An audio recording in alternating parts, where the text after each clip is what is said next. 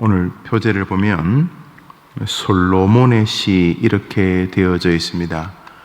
대부분의 시가 다윗의 시, 고라 자손의 시 이렇게 있습니다만, 물론 솔로몬, 모세, 히스기야와 같은 사람들이 한 편, 두 편 시로 기록되어져 있습니다만, 대부분은 다윗의 시 혹은 고라 자손의 시 이렇게 기록되어 있지 않습니까? 그래서 오늘 표제를 보면 시편 72편이 솔로몬의 시 이렇게 되어 있고, 이제 하나님께 간구한 내용을 하나님이 동의를 하신 것이죠. 하나님의 뜻을 따라 솔로몬의 시를 우리에게 주시는 것은 그것이 바로 하나님의 전 마음이기 때문입니다. 1절 다시 한번 읽습니다. 하나님이여 주의 판단력을 왕에게 주시고 주의 공의를 왕의 아들에게 주소서. 우리 2절을 읽겠습니다. 시작. 그가 주의 백성을 공의로 재판하며 주의 가난한 자를 정의로 재판하리니, 그렇게 되게 해달라고 왕의 아들과 자녀와 또 백성들을 잘 치리하고 이끌 수 있고 재판할 수 있도록 지혜를 달라, 이렇게 간구하는 내용인데, 이 간구의 내용이 성경이 되어진 것은 하나님께서 이런 자세의 기도를 동의하셨다, 혹은 이런 기도의 자세는 하나님의 마음과 동일하다 하는 내용일 것입니다. 우리는 이 시편 72편을 쭉 읽어가면서 솔로몬이 참 그래도 부족한 점이 있었지만은 하나님이 사랑할 만한 참 좋은 신앙을 가졌었나 보다 생각을 합니다. 그러나 우리는 마지막 절을 읽으면서 다시 한번 깜짝 놀라게 됩니다. 솔로몬의 시, 솔로몬이 적었다, 솔로몬이 읽었다, 솔로몬이 고백한다는 뜻이겠죠. 우리 마지막 절을 읽겠습니다. 읽습니다. 20절 시작. 이새의 아들 다윗의 기도가 끝나니라. 이 솔로몬의 시가 정작은 누구의 기도였다는 것입니까? 누구의 기도였다는 것이죠? 자기 아버지 다윗의 기도였다는 것입니다. 오늘 우리는 이 아침에 자식에게 부모는 기도의 내용과 기도하는 모습과 기도하는 습관을 물려주어야 한다는 사실을 알게 됩니다. 솔로몬은 자신이 기록하고 있습니다. 아마 어릴 때 들었던 아비의 기도를 기억했던 것 같습니다. 조용히 골방에 들어가서 자신이 탈선한 고등학교 시절, 정신없이 방황하던 중학교 시절, 앞길이 보이지 않는다고 한탄하던 대학 졸업 시절, 그때 눈물 흘리며 기도하던 자기 할아버지, 자기 할머니, 자기 엄마와 아버지의 그 흐느끼는 기도의 내용을 기억했던 것 같습니다. 솔로몬이 자기 골방에 들어가서 하나님이여 이렇게 적었습니다. 어릴 때 중얼중얼 들었던 게 있지 않겠습니까? 하나님이여. 어느 집에 가니까 애가 2살 반, 3살, 여튼간에 이제 겨우 걸어 다니고 그럴 나이입니다. 2살 반, 여튼간에 말귀를 이제 의식주 중심으로 그 본능적 내용 정도를 이제 알아들을 수 있는 그런 아이인데, 기도하자 그랬더니 아이가 이렇게 앉았다가 자 누구누구야 기도하자 그랬더니 조망만한 그 녀석이 몸을 이렇게 흔들기 시작하더라고요. 잘 놀다가도 기도하자 그러면 몸을 흔들어요. 아마도 집에 계신 할머니가 기도하면서 주여 이렇게 흔들었나 봅니다. 그러니까 그 아이는 기도하자 그러면 몸을 좌우로 이렇게 흔들더라고요. 또 어떤 유튜브 영상을 보니까 아주 어린 애기인데 유치원도 다니지 않을 것 같은 아이인데 병원에 무슨 일 때문에 수술하러 왔는지 애가 병상에서 이렇게 환자복을 입고 있어요. 그런데 기도 찬송 부르자 그랬더니 그 아이가 계속 성령이 오셨네 환자복 입고 그 어린애가 성령이 오셨다고 노래하는 찬양하는 장면이 있더라고요. 아름답다 생각이 되어집니다. 오늘 성경에 솔로몬이 무슨 연유에 있었는지 하나님이여 라고 쓰면서 그 옛날 아버지가 기도하던 제목이 기도하던 내용이 떠올라졌나 봅니다. 그래서 그도 골방에서 그 옛날 아버지가 기도한 것을 카피한 것이죠. 베낀 거죠. 우리 아버지가 그때 그래 기도하고 계셨지 하면서 기도한 내용들을 정리한 것이죠. 혹자는 다윗이 임종저음에 더 이상 본인이 시편을 기록할 수 없을 때 솔로몬을 불러서 아들아 이 아비가 유언을 남기고 싶다. 물론 성경에 다윗의 유언의 장들이 나옵니다만 학자들 가운데는 시편 72편이 다윗의 유언 중에 하나였다 이렇게 말하는 분도 계십니다. 다시 말해 다윗을 앉혀놓고 솔로몬을 앉혀놓고 이 다윗이 이제 약해져가는 그 목소리로 조용히 이제 그의 귀에 들려주는 것이죠. 아들아 이 아비의 기도를 적어볼래? 예 아버지 기도하세요. 하나님이여 하면서 시작했던 기도가 오늘 19절 우리 같이 읽읍시다. 19절로 끝이 납니다. 19절 시작. 그 영화로운 이름을 영원히 찬송할지어다. 온 땅에 그의 영광이 충만할지어다. 아멘 아멘. 그는 마지막에 하나님을 경배하고 하나님을 찬양하면서 그 기도를 끝냅니다. 솔로몬이 마지막 한 줄 적습니다. 이새의 아들 다윗의 기도가 끝나니라. 만일 이 시편 72편이 표제처럼 솔로몬의 저작이라면 솔로몬이 적은 것은 한 줄입니다. 마지막 구절 이로써 이새의 아들 다윗의 기도가 끝나니라. 솔로몬이 적은 그 한 줄도 성경이 되게 하셨습니다. 왜 그렇습니까? 이렇게 기도하는 자세와 이렇게 기도하는 내용이 하나님께서 우리에게 기대하는 자세와 내용이라는 것입니다. 자세는 설명을 드렸습니다. 우리는 기도하는 자체의 의미가 있지만 우리는 기도를 자식들에게 물려주어야 될 좋은 신앙적, 영적 기능이라는 것이죠.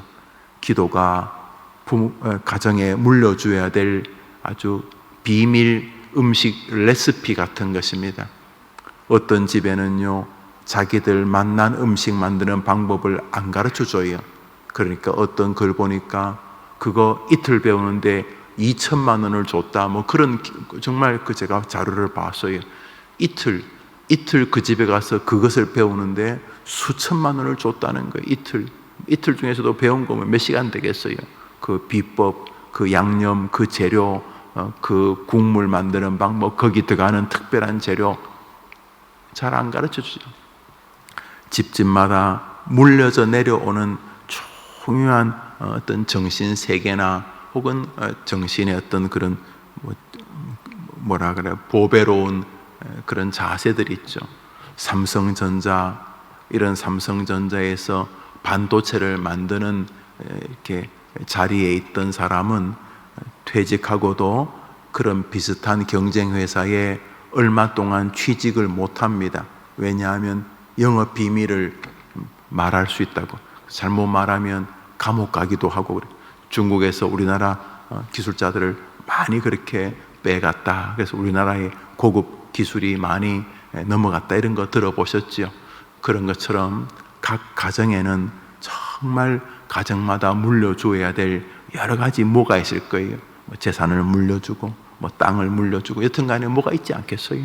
그런데 오늘 성경은 그 기도의 자세, 그 부모는, 그 조상은 그 자녀들에게, 그 후배들에게 하나님을 향한 기도의 모습을 물려줘야 한다는 것과 함께 기도의 내용입니다. 이 시편 72편의 기도의 내용은 여러분이 잘 읽어보시면 두 종류입니다. 자신뿐 아니라 타자에게 은혜를 끼치게 해달라는 것입니다. 자신뿐 아니라 자신의 자녀와 백성들을 잘 이끌 수 있도록, 백성들에게 유익이 되도록, 다른 사람에게 도움이 되도록 나에게 지혜와 믿음과 은혜를 더해달라는 것입니다. 한번 더 합시다. 하나님, 나에게 나뿐 아니라 다른 사람들에게 은혜를 끼치도록 제게 지혜를 주옵소서, 힘을 주옵소서. 놀랍게도 기독교는 개인적인 종교에 틀림없습니다. 내가 구원받는 게 중요합니다. 기독교는 집단적으로 구원받지 않습니다. 사회 구원, 멋있는 말이지만 그런 거 없습니다. 기독교는 한 명 한 명이 주님 앞에 서서 자신이 있는 곳에서 그리스도인의 길을 걸어가고 그 길이 주변을 비추게 되므로 본질적으로 사회나 구조적인 영향을 줄 수는 있습니다만 사회나 집단으로 구원할 수는 없습니다. 한 사람이 자신의 그리스도를 자신의 구주로 고백하는 그 아름다운 확산을 통해 가정과 개인과 사회와 민족과 나라와 역사가 변하게 만들어 놓으신 것입니다. 그래서 먼저 기독교는 개인 구원, 개인 신앙임에 틀림이 없습니다. 그것을 자꾸 요구하고 하는 사람들도 있던데 죄송하지만 안타까운 일들이 아닐 수가 없습니다. 그러나 주님은 우리에게 은혜를 끼치시는 이유 중에 하나가 우리만 은혜 받고 우리만 잘 되고 우리만 천국 가는 것이 주님의 뜻이 아닙니다. 그렇다면 정말로 설명할 수 없는 것이 우리가 지금 이 자리에 살아있는 것입니다. 우리를 정말 행복하게 하시려면 하늘로 데려가셔야죠. 지금도 재미는 있고 감사한 것도 많고 좋지요. 그렇지만 천국을 믿는다면 어찌 이 세상 따위를 천국에 비교할 수 있겠습니까? 손자 보는 거 즐겁고 손녀 만나는 거 즐겁고 이제 오늘 명절이니까 막 사방에 흩어져 있던 보고 싶은 애들이 오는 거 즐겁지요. 그러나 즐거움이라고 하나의 어떤 주제만 놓더라도 이 시대의 즐거움이라는 게 얼마나 문제가 많은 즐거움입니까? 그 안에 다 나름대로의 안 좋은 요소들이 다 있잖아요. 그러나 천국에 있는 즐거움은 완벽한 즐거움이죠. 천국에서는 부모와 자식이 상봉하고 이런 수준이 아니라 가슴이 터질 것 같은 감격, 기쁨이 있다면 기쁨의 극치, 즐거움이 있다면 즐거움의 극치, 행복이 있다면 행복의 극치의 장소가 천국이기 때문에 우리를 천국으로 데려가셔야죠. 그런데 주님이 우리를 아직 천국으로 데려가지 않는 이유는 철저하게 우리를 위해서만이 아님이 틀림없습니다.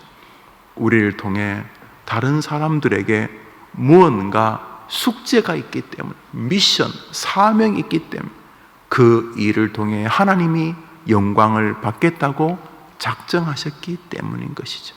그래서 오늘 이 시는 태도, 솔로몬의 시인데 아니네. 이 시는 정직히 말하면 솔로몬에게 영향을 끼친 아버지 다윗의 시네. 다윗의 시가 아들에게 영향을 끼쳤다는 것을 하나님은 말하고 싶으시구나. 내 기도와 내 기도의 자세와 내 기도의 태도가 하다못해 우리 할머니는 눈이 오나 비가 오나 늘 새벽기도 다니셨지. 우리 할아버지, 우리 엄마 아빠는 늘 그렇게 기도하셨지. 그거 누구 위해 기도했겠나? 그렇지, 내가 이만큼 사는 거는 시골에 계신 우리 할아버지 할머니가 아침 저녁으로 기도하신 그 결과지. 이렇게라도 기도를 후손들에게 실제적으로 영적으로 정서적으로 물려주는 것이 내 뜻이다. 이것이 오늘 시편의 형태라면, 내용은 하나님은 우리가 우리 자신만이 아니라 나뿐 아니라 다른 사람도 복되게 하게 위하여 살기를 기뻐하신다라는 것입니다. 내 코가 석자인데 이런 말을 많이 하지만 내 코가 석자일수록 하나님이 도와주셔야 안 되겠습니까? 내 코가 석자일수록 하나님이 더 많이 은혜를 베풀어 주셔야 안 되겠습니까? 그것은 옆에 있는 다른 사람들이 바로 중요한 어떤 결정권자입니다. 다시 말해, 내가 복을 받는데 아주 중요한 영향을 미치는 사람은 바로 옆에 있는 사람입니다. 그게 무슨 말이냐고요? 주님이 제 아들에게 너희들이 하늘에 가면 이런 소리를 하나님으로부터 듣게 될 것이다. 뭐요? 아이고 고맙다. 내가 힘들 때 너가 나를 도와주었고, 내가 줄일 때 너가 나를 먹였고, 내가 헐벗었을 때 네가 네 옷을 벗어줬고, 내가 감옥에 갇혔을 때 네가 와서 내게 위로해 줬다. 깜짝 놀라면서 사람이, 아이고 하나님, 제가 언제 그랬습니까?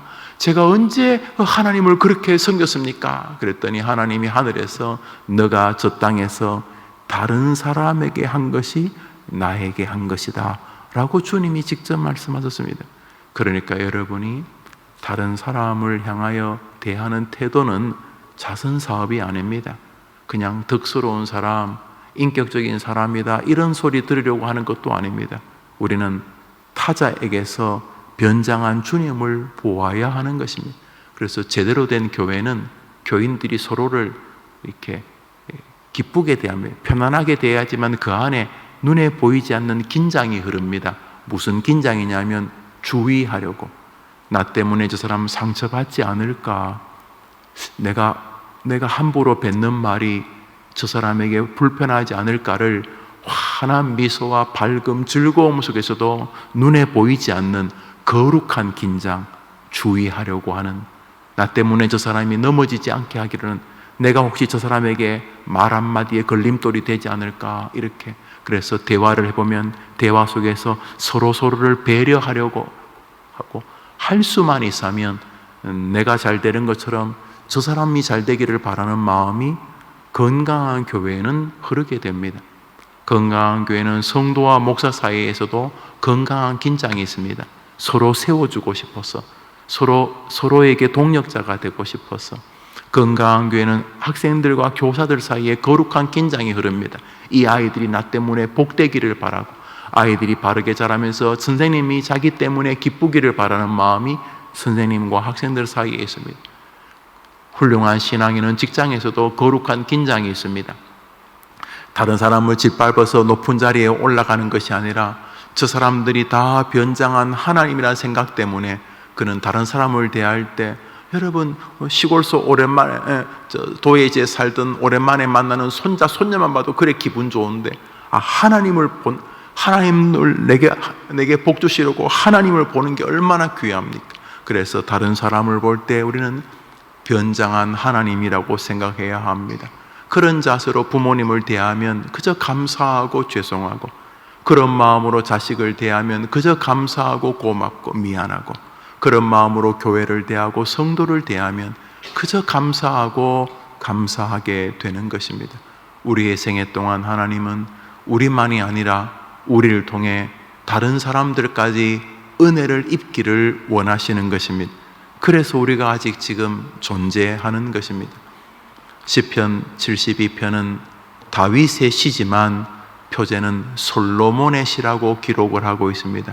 거의 모든 복음주의 교회는 이 표제 역시 성경적 권위로 존중합니다. 우선 누가 적었는지를 아무도 모릅니다. 이 솔로몬의 시라는 말을 누가 적었는지, 이 성경이 처음 있을 때부터 있었는지 정확히 모릅니다. 그래서 표제를 그대로 존중합니다. 다윗이 굴에 있을 때에 그대로 존중합니다. 다윗이 에돔 사람, 다윗이 십 사람, 다윗이 배신을 당할 때 표제가 그대로 우리는 존중합니다. 솔로몬의 시, 여러분도 솔로몬의 시인 줄 알았겠죠? 물론 여러분 성경을 계속 읽으시니까 아닌 줄 알았겠지만, 실컷 읽다가 19절까지 솔로몬의 믿음 좋구나, 그러다가 20절 만났을 때 이 시는 이새의 아들 다윗의 시다 이렇게 말하면 우리 깜짝 놀라게, 이게 왜 솔로몬의 시지? 그 순간 우리에게 하나님의 의도가 느껴지는 것입니다. 여러분도 자식들이 돌아가신 여러분을 기억하면 기도하는 할아버지였다, 기도하는 어머니였다 이렇게 인정받는 것이 성공적인 인생인 줄 믿으시기를 바라고, 여러분의 기도와 이렇게 노래에 소리내어 하는 것만이 기도가 아니지 않습니까? 여러분의 삶의 자세도 기독의 여운 아닙니까? 그런 면에서 우리 할아버지 할머니는 자기만이 아니라 정말 교회에 유익을 많이 주신 분이셨다. 우리 할아버지 할머니는 정말 자신들뿐만 아니라 그 주변에 있는 사람들에게 많은 은혜를 끼치려고 하셨고, 그렇게 최선을 다해 사신 것 중에 하나가 자기뿐 아니라 다른 사람에게 도움을 주려고 하셨던 것이다. 너희 할아버지 때문에 너희 주변 친척들이 다 공부할 수 있었고, 너희 할머니가 우리 집에 시집 오면서 우리 집안 전체가 다 복을 받았다. 우리 주님은 이런 삶을 우리에게 기대하시는 것이 분명합니다. 사도 바울 역시 자신의 삶이 자기만을 위해 있지 않습니다. 교회든 사람들이든 심지어 하나님까지 나 좀 챙겨주시오, 하나님 나 좀 도와주시오, 하나님을 위해 사는 게 아니라 하나님, 예수님, 성령님 다 나를 좀 도와주시오, 당신들의 존재 가치는 나를 위한 것이요, 이런 식으로 그저 하나님이든 예수님이든 아브라함이든 성경이든 교회든 목사든 뭐든지 다 나 좀 챙겨주시오, 이런 식으로 인생을 많이 살지요.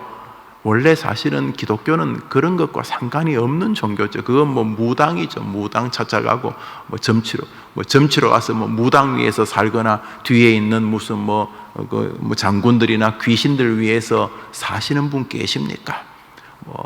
부처든 장 들고 있는 장군이든 무슨 죽은 귀신이든 홀령이든 다 뭡니까? 그 양반들이 힘을 합쳐서 나 좀 도와달라는 거 아닙니까? 점치러 가는 거, 그런 거 아닙니까? 기독교는 거꾸로입니다. 하나님이 나를 통해 영광을 받으시기를 바라는 게 기독교고, 요래야지 성경이 기록되어질 만한 인물로 쓰임받는다는 것이, 무엇보다 이것이 인생의 행복이라는 것입니다. 악다구니처럼 자기를 위해 살면 행복할 것 같은데, 진짜 주님이 우리를 사랑하셔서 하신 일이 먹든지 마시든지 너는 날 위해 살면 진짜 행복하다, 정말 네 인생 행복하다. 가르치는 직업이냐, 배우는 직업이냐, 돈 버는 직업이냐, 돈 쓰는 직업이냐, 너가 뭘 하든지 간에 너가 하나님을 어떻게 기쁘시게 할까? 하나님을 위해 살면 모든 일들이 다 정돈되고 모든 일이 빛이 나고, 그렇게 할수록 너도 행복하지만 네 주변의 사람도 행복하고, 결국은 네가 꿈꾸는 것보다 더 놀라운 일들을 나 여호와로부터 얻게 될 것이다. 이게 기독교 아닙니까? 그래서 바울도 주님을 체험한 다음에, 주님 나 좀 도와주시오, 내가 주님 잘 알고 내가 신학 공부도 하고 다메섹에서 주님 만났으니까 이제 주님 나를 더 많이 챙겨주시오, 나에게 더 큰 준 걸 주시오, 남이 잘 되는 것 별로 관심 없고 하여튼 내가 잘 되기를 바랍니다. 이게 아니라 이 바울도 하나님의 은혜를 체험한 다음에 그의 주된 정신은 하나님을 위해 다른 사람들을 어떻게 섬길까, 전할까, 대할까라는 것이었음을 보게 됩니다. 오늘자 날주 고린도후서 10장이 고린도후서 10장입니다. 고린도후서 10장입니다. 고린도후서 10장입니다.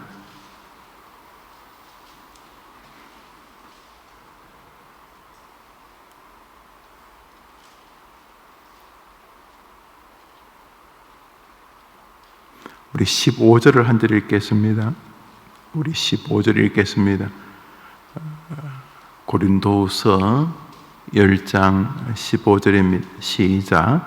우리는 남의 수고를 가지고 분수 이상의 자랑을 하는 것이 아니라 오직 너희 믿음이 자랄수록 우리의 규범을 따라 너희 가운데서 더욱 풍성하여지기를 바라노라. 고린도후서는 고린도 교회가 하도 문제가 많아가지고 이 고린도 교회가 꽤 넉넉한 교회였어요. 재정적으로 갑자기 이렇게 부자들이 교회로 밀려 들어오면서 생각해 보시면 11조를 한 달에 막 100억씩 1000억씩 하는 사람이 막 한 1000명 10,000명씩 왔다 쳐 보십시오. 얼마나 교회가 경제적으로 부유했겠습니까? 이 고린도에는 온갖 환락가였다고 하지만 고린도에 발삼나무, 요즘도 뭐 그런 샴푸가 있던데 발삼 향유가 나는 원산지였답니다. 우리나라에 성주인가요? 참외가 많이 나죠. 참외가 많은 성주가 시인지 뭐 면인지 군인지 모르겠습니다. 성주를 이렇게 들어가다 보면 성주 입구부터 비닐하우스가 아주 쫙 펼쳐져 있습니다. 같이 가시는 분이 여기 다 참외 농사하는 곳입니다 그러더라고요. 성주가 단일 지방 도시로는 한 과일, 다른 것도 있겠지만 참외로 인해서 아주 소득이 높은 도시랍니다. 어떤 분이 그런 말 하더구만요. 성주에는 개도 수표를 물고 다닌다고.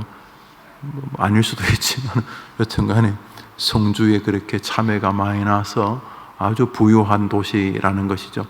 성주에서 참외 장사하는 사람 치고 강남에 집 두어 채 없는 사람 없다, 그렇게 말씀하시던 어떤 분도 제가 기억나는데, 그렇게 한 과일을 재배해서, 채소를 재배해서 부자가 되는 것처럼 고린도에는 그런 발삼나무라는 아주 특산품이 있어서 그것을 팔아서 이스라엘 사람들은 그것으로 먹기도 하고 몸에 치장하기도 하고 머리를 감기도 하고 또 병을 치료하기도 하고, 그래서 아주 중요한 향유, 이스라엘 사람들에게는 아주 중요한, 우리는 그런 게 뭐가 있을까? 참기름 같은 거. 하여튼 참기름은 그 지역만 난다 칩시다. 그러니까 그 지역 사람들이 아주 부유하게, 고린도예요. 고린도 교회에 들어왔는데, 문제는 넉넉한 헌금만 들어온 게 아니고 시끄러운 마음들도 들어왔어요.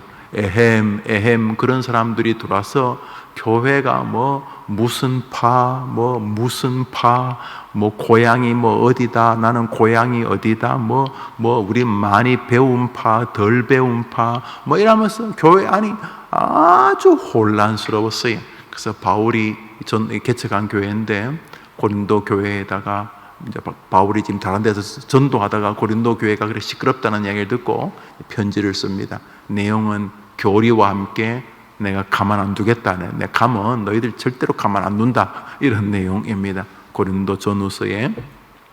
그런데 이 10장에는 바울이 내가 너희들에게 이렇게 말하는 이유가 뭔 줄 아냐? 나는 하나님이 나를 사도로 세웠다. 자기의 사도성을 증명 혹은 변호하는 장면이 이 고린도후서 10장입니다. 나는 하나님으로 인해서 세움받았다. 자, 그런 내용입니다. 그런데 왜 세움받았느냐는 거죠. 내가 하나님으로부터 세움받았으니 나의 나를 함부로 대하면 안 된다, 이런 내용이죠. 그런데 오늘 15절에 왜, 무엇 때문에 하나님이 세웠냐? 그것은 너희들에게 아름다운 진리를 세워서 너희들도 나와 함께 든든히 서게 하기 위함이다. 이것이 15절이 뭡니까? 나만 잘 되는 게 아니고 나로 인하여 너희들이 든든한 하나님의 사람으로 서게 하기 위함이다. 오늘 읽었던 시편 내용과 똑같습니다. 우리는 우리 자신만을 위해 살라고 존재하지 않습니다. 여러분이 아직까지 살아계신 이유는 여러분만 살라는 뜻이 절대로 아닙니다. 만일 그랬다면 여러분은 죽으셔야 합니다.